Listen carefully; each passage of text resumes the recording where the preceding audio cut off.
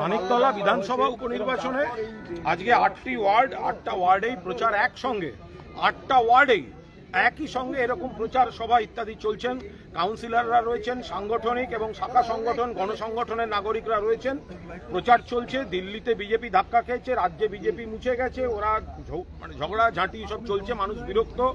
পরিষ্কার যেটার কথা হচ্ছে, এই বাই ইলেকশনটা এটা তো সরকারের নির্ণায়ক নয়। মমতাদি মুখ্যমন্ত্রী থাকবেন, তৃণমূলই ক্ষমতায় থাকবে। এখানে তৃণমূলের বিধায়ক ছিলেন সাধন পাণ্ডে, এত কাজ করেছেন, ওরা মামলা করে আটকা রেখেছিল, মামলা থেকে পালিয়ে গেছে।